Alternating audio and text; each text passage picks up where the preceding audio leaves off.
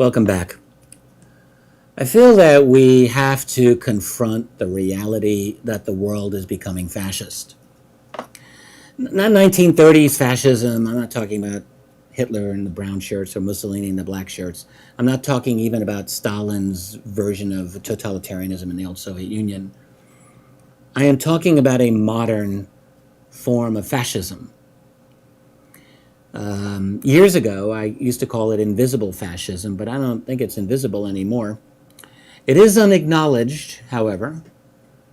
I think we're moving into a society where the generation of fear is now the new normal. So what does this have to do with UFO disclosure? Well, I think it actually has a lot to do with UFO disclosure. I'm currently in discussion with my very good friend and colleague Steve Bassett over a possible disclosure event. We're trying to get this going for Toronto at the end of September of this year.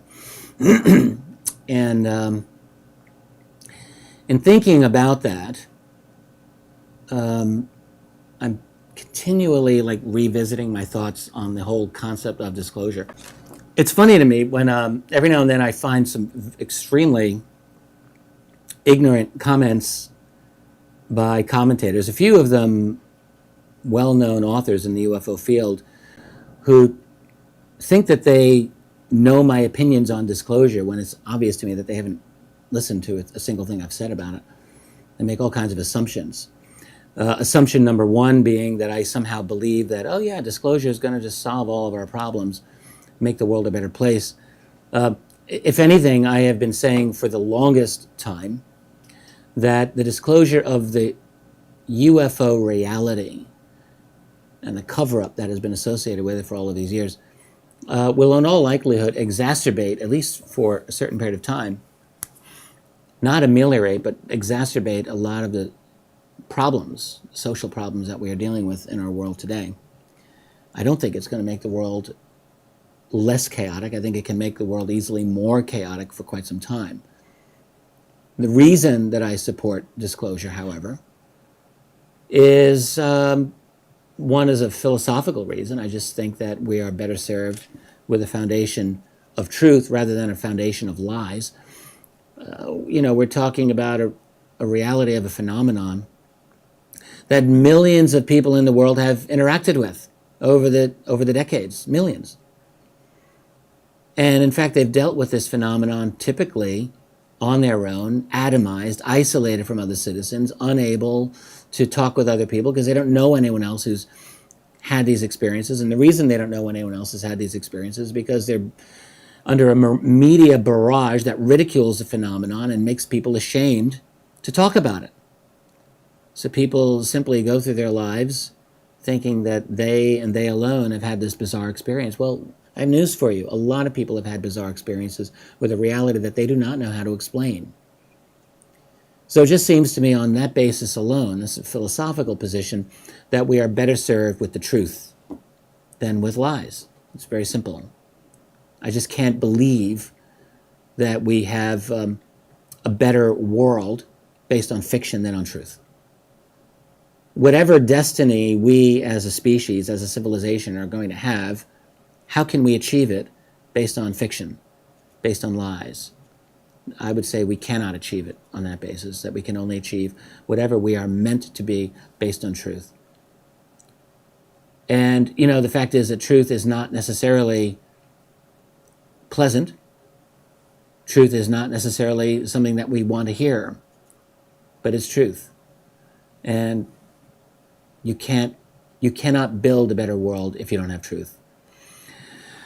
But, I started this segment by talking about fascism, and I want to tie this now into the necessity of disclosure. We are in a world where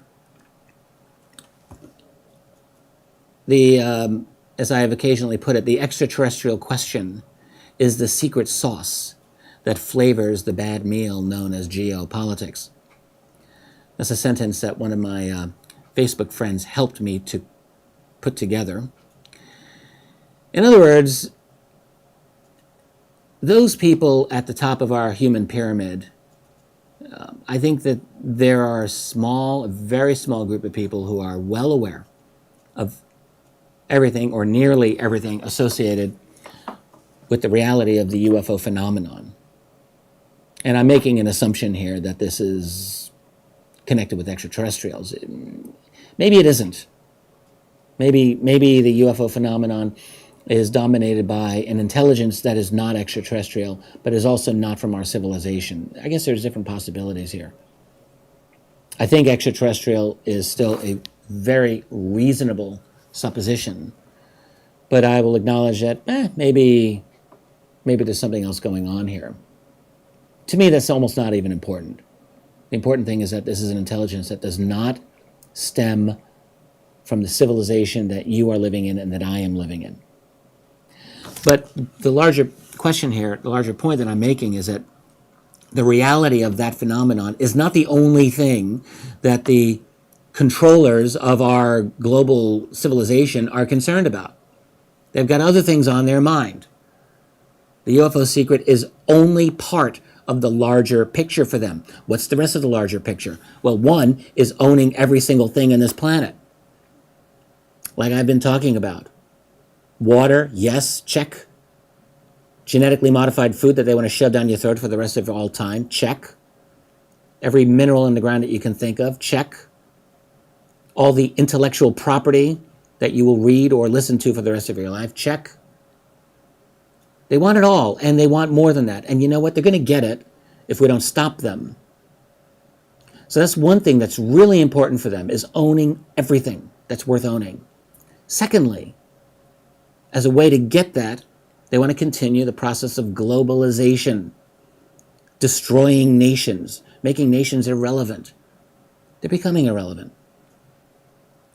So what we have instead are global structures of power, global treaties that are not even called treaties, like the Trans-Pacific Partnership, TPP, or TTIP, which is the version of TPP for the Atlantic side of things, where national laws just will not any longer matter.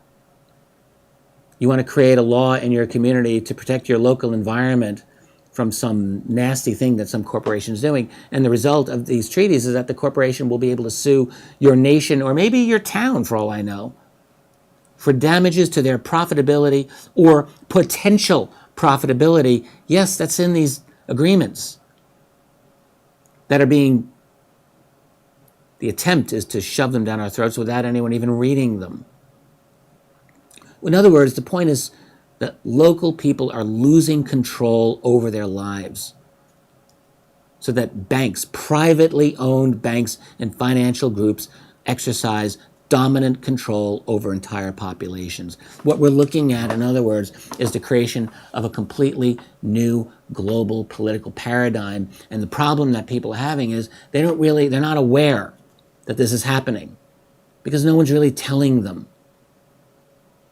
They're still going to school as kids thinking, oh yeah, we elect our member of Congress and we have checks and balances, and if we don't like this member of Congress, we can vote them out and we'll bring someone else in. And like, I'm going to tell you, that's not the system anymore.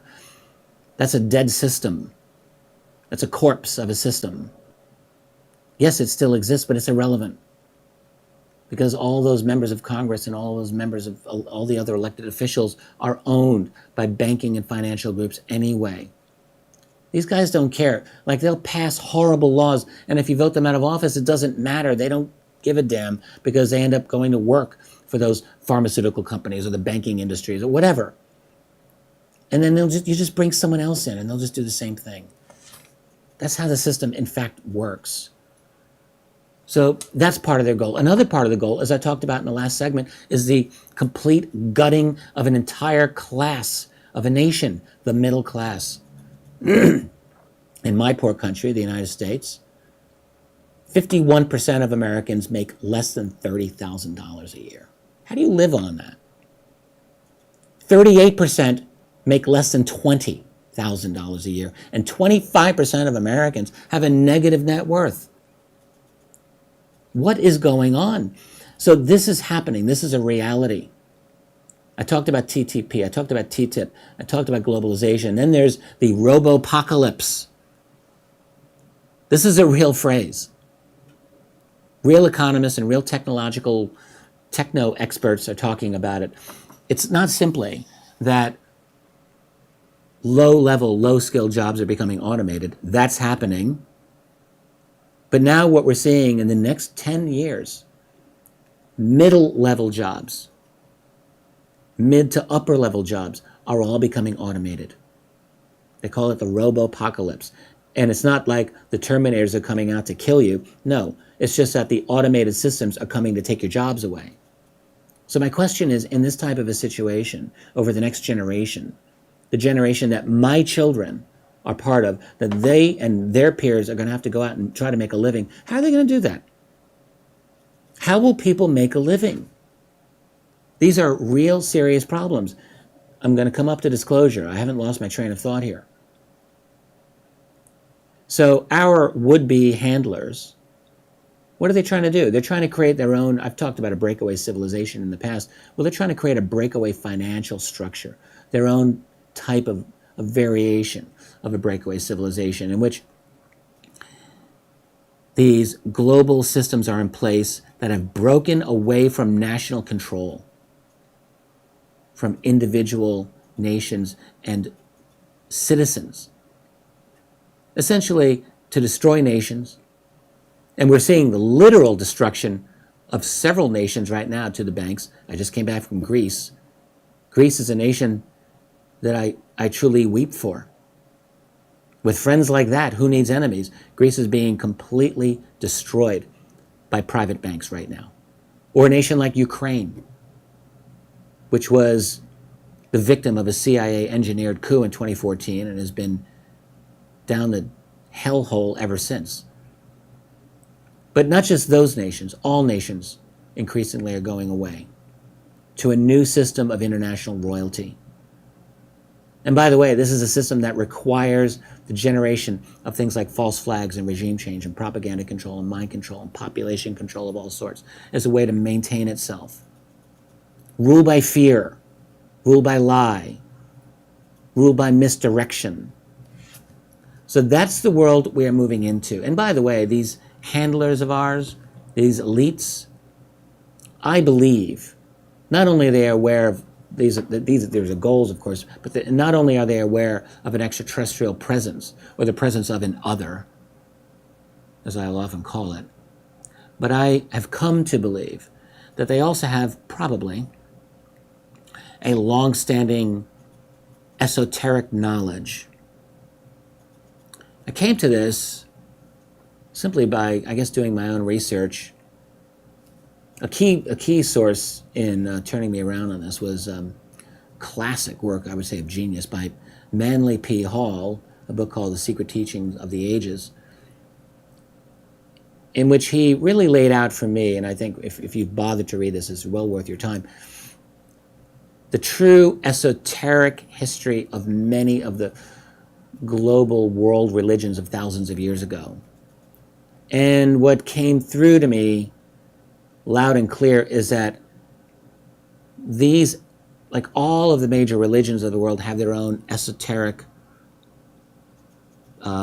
tradition that is only available to initiates who've done the hard work to understand what it's about. And it seems to me that there is in all likelihood a continuity that has gone through the ages, through the millennia, through all the many centuries. And is it possible that the people at the top of our human pyramid today maintain a certain type of esoteric knowledge? We might call it occult knowledge. Is it possible? I would say it's absolutely possible. It might be true. There's certainly no shortage of rumors and leaks toward that effect. So it's a weird situation when you really think about it. And on top of that, we have to wonder, is there a relationship of this human elite to these other beings that are here along with us?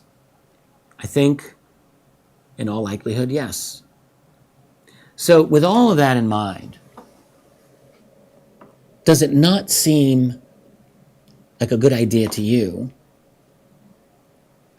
that we find a way for the people to take back and eliminate this sense of helplessness that is being foisted upon us,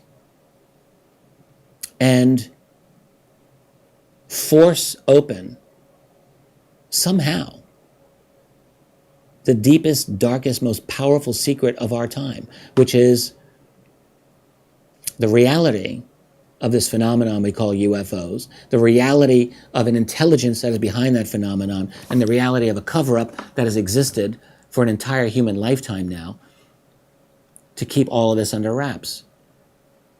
Because it just may be, guys, that the only way we're going to break this lurch toward fascism, toward total control of a global totalitarianism that I believe is designed to last forever, the only way to break it, it seems to me, is by uncovering a secret, a crime, really, that is equal to the task. In the United States, I wonder, maybe 9/11 might go a long way toward doing that. If we were to open up the truth on 9/11, I think that would be very, very significant. Absolutely would be significant. Would it be enough? I don't know. Maybe, maybe not. But the UFO secret, I think that actually is absolutely big enough. You know, the problem is a lot of alternative researchers just do not have an appreciation of how significant the UFO topic actually is. And for that reason, it alone may have the potential to truly to rock our world once it comes out. A people-driven disclosure, not the kind of disclosure that I now believe is in the works. I believe there is a disclosure in the works, and it's not a pretty one. It's fascist disclosure. I talked about this in my very last program that I did a few weeks ago before I went on my travel adventures.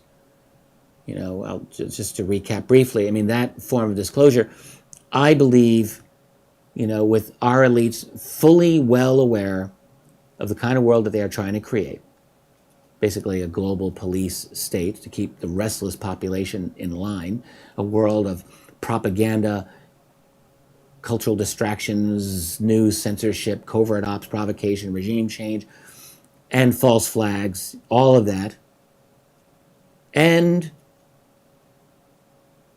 in such a world, particularly a world where they're probably looking at an endgame of advanced artificial intelligence, quantum computing, total control over DNA, organic 3D printing, a class-based transhumanism. Sounds creepy? It is creepy. Think about it. It's going to be possible in another generation, easily, for people who can afford it to have better genes for their kids, to have longer lives for their kids, more intelligence, more strength, maybe with some nice implants along the way. Do you think that'll be for everyone? Doubt it. So it'll be a utopia for those who can afford it, a total dystopia for the rest of us. That's the world we're moving toward. Now, lurking in the background of all of this is this UFO reality, which cannot be kept secret forever. Our world is too disruptive. Our world is too revolutionary. Human society is going through way too much change for it to be forever swimming below the surface. So it's going to come out. So therefore, I believe that what we are seeing is the beginnings of a kind of global rebranding of the UFO. And, I'm thinking of the recent appearance by Hillary Clinton on the Jimmy Kimmel Show.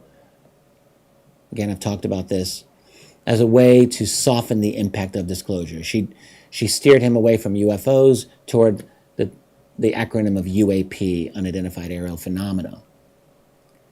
When you think of UFOs, you think of gray aliens, Area 51, cover-ups, pop culture. When you think of UAP, not so much. It's a much less value-laden phrase.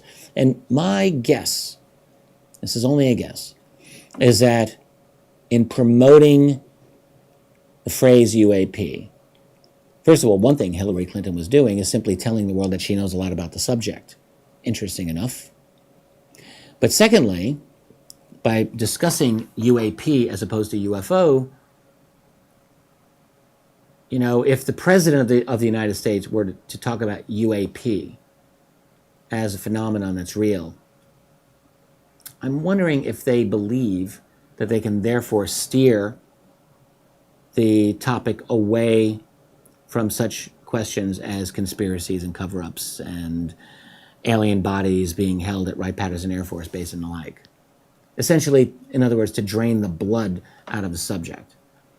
I think that is a real possibility. I don't think that they're anywhere close to being able to get away with it right now, but maybe in another 10 years they will be. Maybe in another 20 years they will be.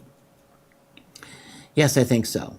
If they've toxified enough of the population through bad food and pharmaceuticals, yes. If they've poisoned the minds of people through not simply reality TV shows and, you know, stupid game shows, but also through having a whole new generation of young people growing up playing virtual reality video games, where people basically just, you know, kind of opt out of reality. Is it possible then that in the context of a 24/7 virtual fascist society, an entertainment complex that simply dominates the mind, a spin system, propaganda system that is so effective, do they believe that they will be able to disclose? And by the way, I think now that when, or let us say if there is an American disclosure, there's probably such a mass of classified data that would be available that they would be able to release only a small amount of it to promote their version that they want to put out there.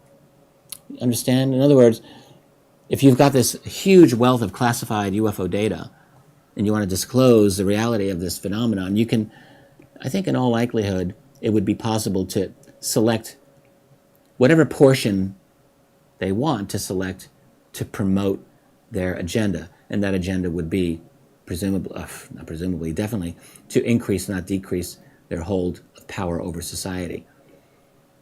And I realize I've blown through most of my segment here. I haven't really talked about the American segment of it, but let me just do this real quickly. I did an interview. It's now on YouTube, and it's also on earthmysteries.com. earthmysterynews.com. I'm not alone in the room here. earthmysterynews.com. Go check it out. It's about 10 minutes, 12 minutes. And what I said, it's also on YouTube. I had this realization that American-led disclosure is probably not in the world's best interest. I think, unfortunately, that the United States has become such a force for evil in this world. How else? It's not that America is evil. America is not evil. What's happened is that the American military and the American political system have become dominated by global financial powers that want to use the world's most ass-kicking military in the world, the United States military, for its own purposes. So you go into Iraq and you steal $30 trillion worth of oil under the ground and sell it off to multinationals. You go off into Afghanistan and obtain trillions of dollars worth of minerals under the ground there. You go destroy the nation of Syria because of natural gas pipelines and grand geopolitics that have nothing to do with the benefit or anything else to do with the United States. It all has to do with global financial interests. But the United States is being used for these purposes. But it is not in the interest of the world for the United States, I think. Certainly not for President Obama, or if Hillary Clinton, or if Donald Trump gets in.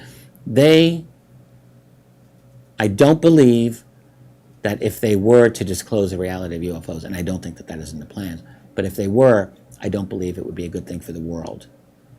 Much better would it be if some other national leader were to have the courage to do it and take the power away from the United States, because that is what is needed in this world today. The United States political structure does not need more power. The world needs less, not more, American power. When the United States leaves in its wake a trail of destroyed nations, there's really nothing else to say about it. A US-led disclosure is, in all likelihood, not going to be a good thing for the world. If I end up having this discussion on disclosure with my colleague Stephen Bassett, this is probably something that I will want to explore further, and I'll probably explore this theme further here on this program myself. But guess what? I'm at the bottom of the hour. So with that, let's just take a quick break. When I come back, I will talk about UFOs as a gateway to self-discovery. I'm Richard Dolan here on KGRA Radio. Be right back.